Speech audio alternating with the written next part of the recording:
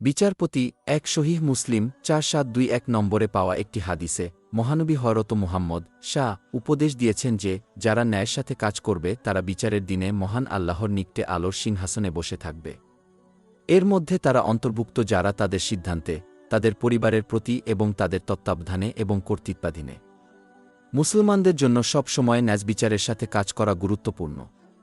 মহানবী হযরত মুহাম্মদ সাল্লাল্লাহু আলাইহি ওয়াসাল্লামের রেওয়ায়েত অনুযায়ী ধৈর্য সহকারে নিয়তির মোকাবেলা করার মাধ্যমে তার আদেশ নিষেধ পালন করে মহান আল্লাহর প্রতি ন্যায় বিচার প্রদর্শন করতে হবে। তাদেরকে ইসলামের শিক্ষা অনুযায়ী সঠিকভাবে প্রদত্ত সকল নেয়ামত ব্যবহার করতে হবে। এর মধ্যে রয়েছে তাদের খাদ্য ও বিশ্রামের অধিকার পূরণ করে তাদের নিজের শরীর ও মনের প্রতি, সেই সাথে প্রতিটি অঙ্গকে তার প্রকৃত উদ্দেশ্য অনুযায়ী ব্যবহার করা। ইসলাম মুসলমানদের তাদের শরীর ও মনকে তাদের সীমার বাইরে ঠেলে দিতে শেখায় না, যার ফলে নিজেদের ক্ষতি হয়। অন্যদের দ্বারা তারা যেভাবে আচরণ করতে চায় সেরকম আচরণ করে মানুষের প্রতি শ্রদ্ধাশীল হওয়া উচিত। সম্পদ ও কর্তৃত্বের মতো পার্থিব জিনিস পাওয়ার জন্য মানুষের প্রতি অবিচার করে ইসলামের শিক্ষার সাথে তাদের কখনই আপস করা উচিত নয়। এটি মানুষের জাহান্নামে প্রবেশের একটি প্রধান কারণ হবে এবং সহিহ মুসলিম 6579 নম্বরে পাওয়া একটি হাদিসে ইঙ্গিত করা হয়েছে। তাদের থাকা উচিত এমনকি যদি এটি তাদের আকাঙ্ক্ষা এবং তাদের প্রিয়জনের ইচ্ছার বিরোধিতা করে। অধ্যায় 4 আন-নিসা আয়াত 135। হে ঈমানদারগণ, তোমরা ন্যায়ের উপর অবিচল থাকো, আল্লাহর জন্য সাক্ষ্যদাতা হও, যদিও তা তোমাদের নিজেদের বা পিতামাতা ও আত্মীয়স্বজনের বিরুদ্ধে হয়। একজন ধনী হোক বা গরিব, আল্লাহ উভয়েরই অধিক যোগ্য। সুতরাং ব্যক্তিগত প্রবণতা অনুসরণ করবেন না, পাছে আপনি ন্যায়পরায়ণ হতে পারবেন না।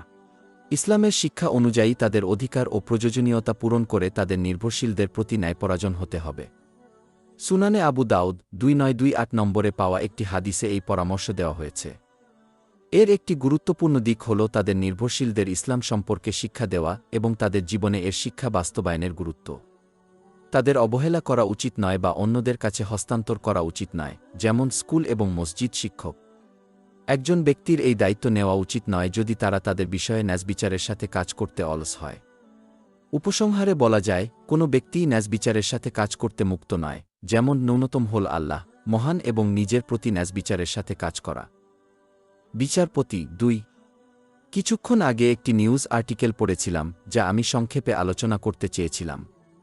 এটি এমন একজন রাষ্ট্রপ্রধানের বিষয়ে রিপোর্ট করেছে যিনি দুর্নীতিবাজদের অনাক্রম্যতা দিয়ে তার ক্ষমতার অপব্যবহার করেছেন। সমাজ বিমুখ হয়ে যাওয়ার একটা বড় কারণ হল মানুষ ন্যায়পরায়ণতা ত্যাগ করেছে। সহিহ বুখারী 6787 নম্বরে পাওয়া একটি হাদিসে পবিত্র নবী মুহাম্মদ একবার সতর্ক করে দিয়েছিলেন যে পূর্ববর্তী জাতিগুলো ধ্বংস হয়ে গিয়েছিল কারণ কর্তৃপক্ষ দুর্বলদের শাস্তি দিত যখন তারা আইন ভঙ্গ করত, কিন্তু ধনী ও প্রভাবশালীদের ক্ষমা করত।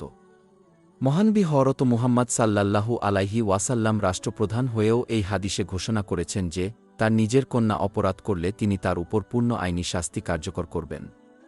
যদিও সাধারণ জনগণের সদস্যরা তাদের নেতাদের তাদের ক্রিয়াকলাপে ঠিক থাকার পরামর্শ দেওয়ার অবস্থানে নাও থাকতে পারে, তবে তারা তাদের সমস্ত লেনদেন এবং কর্মে ন্যায়সঙ্গত আচরণ করে পরোক্ষভাবে তাদের প্রভাবিত করতে পারে। উদাহরণস্বরূপ, একজন মুসলিমকে অবশ্যই তাদের উপর নির্ভরশীল ব্যক্তিদের, যেমন তাদের সন্তানদের সাথে সমান আচরণ করে ন্যায় বিচার করতে হবে। সুনানে আবু দাউদ 3544 নম্বরে পাওয়া একটি হাদিসে এটি বিশেষভাবে উপদেশ দেওয়া হয়েছে। তারা কার সাথেই লেনদেন করুক না কেন, তাদের সকল ব্যবসায়িক লেনদেনে ন্যায়সঙ্গত আচরণ করা উচিত। যদি মানুষ স্বতন্ত্র স্তরে ন্যায় বিচারের সাথে কাজ করে তবে সম্প্রদায়গুলি আরও ভালোভাবে পরিবর্তিত হতে পারে এবং ফলস্বরূপ যারা প্রভাবশালী অবস্থানে আছেন, যেমন রাজনীতিবিদেরা, তারা চান বা না চান, ন্যায়সঙ্গতভাবে কাজ করবেন কারণ তারা নিশ্চিত হবেন যে সাধারণ জনগণ সহ্য করবে না। এটা